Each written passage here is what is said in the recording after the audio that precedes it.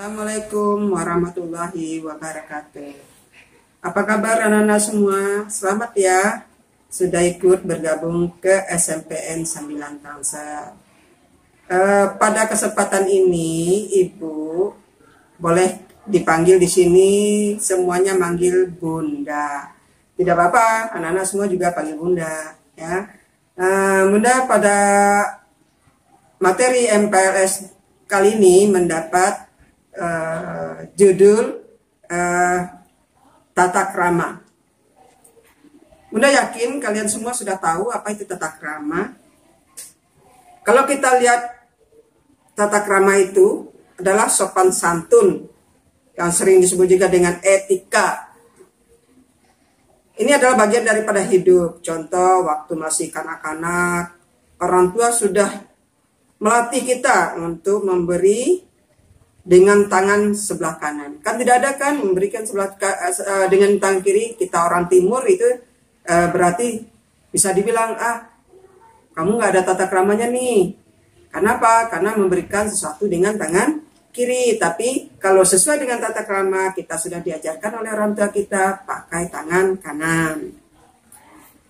Tata krama adalah merupakan juga kebiasaan, yaitu dalam hubungan antar manusia. Ini berlaku di dalam lingkungan terbatas, lama-kelamaan dapat menambah ke lingkungan yang lebih luas. Jadi dari keluarga, kemudian lingkungan sekitar, kemudian sekolah, dan ini sudah menjadi akhirnya menjadi kebiasaan. Ya.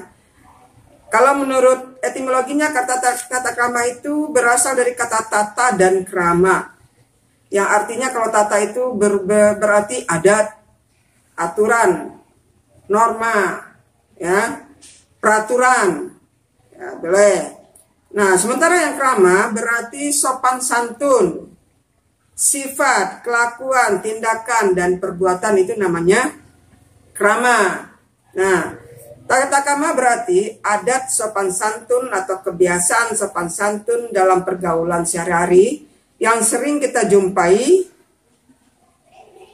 di dalam pergaulan kita dengan manusia, dengan makhluk hidup yang lainnya.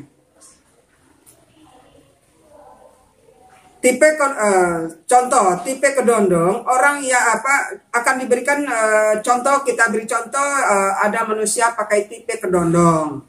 Yaitu tipe orang yang berpenampilan menarik dalam berpakaian, berbicara, makan, minum, dan berjalan. Namun, penampilan itu tidak hanya polesan saja, ternyata hatinya dikuasai oleh sifat-sifat yang tak terpuji. Kenapa? Ada suka rasa dendam, egois, suka menyakiti hati. Ada juga manusia yang bertipe durian misalnya. Penampilannya menarik, tetapi kasar dan tidak mengandung simpati. Namun, ada pula yang berhati emas atau rendah hati, suka memaafkan, suka menolong dan menghargai orang lain. Dari situ kita melihat bahwa contohnya dari durian tadi, kulit durian memang tajam dan kasar, tetapi buah durian rata-rata orang menyukainya karena enak kalau dimakan. Makna dari tata krama yang sesungguhnya bukanlah seperti kedondong yang licin kulitnya, masam rasanya. Demikian pula makna tata krama bukannya seperti durian yang tajam tapi enak rasanya. Kedua-duanya sama merugikan. Tetapi tata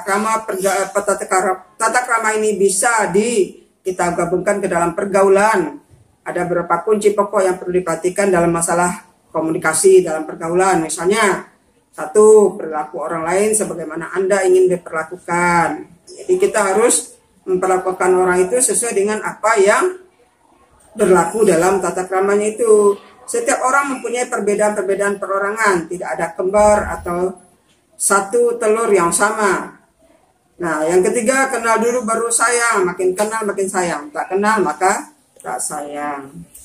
Tata krama berkenalan, kedua belah pihak saling menyebut nama, saling memandang, berjabatan tangan, tidak mengayun-ayunkan tangan. Tata krama tersebut hendaknya berjanji dahulu dan datang tepat waktu. itu juga termasuk tata krama. Jadi kita harus berkomunikasi dulu, kita harus janjian dulu untuk bisa ketemu. Ada tata krama berbicara. Seperti apa kita berbicara? Pelihara lidah, jangan menyinggung perasaan, jangan memotong pembicaraan orang. Perhatikan Anda berbicara dengan siapa, apakah sama besar, orang yang lebih tua dari kita, atau orang tua kita sendiri. Kita tidak seenaknya aja berbicara. Tapi harus ada tata kramanya. Tata krama berpenampilan juga begitu. Dalam menggunakan pakaian. Tidak mungkin kita ke sekolah berpakaian di rumah. Tapi harus ada seragamnya. Karena ada aturannya, tata kramanya seperti itu. Pada waktu olahraga juga begitu. Tidak kita pakai dalam berpakaian olahraga itu. Kita pakai baju tidur kan tidak aneh. Ya kan? Makanya kalau pada olahraga pakailah baju olahraga. Kemudian cara tata krama berjalan bersama.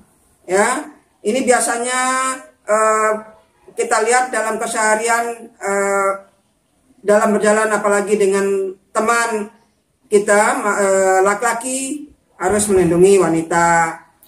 Kalau ada dua wanita dan satu pria berada di sisi yang berdekatan dengan lalu lintas. Kalau ada dua pria dan satu wanita ada di tengah. Jadi seperti itu tata krama yang ada di dalam masyarakat.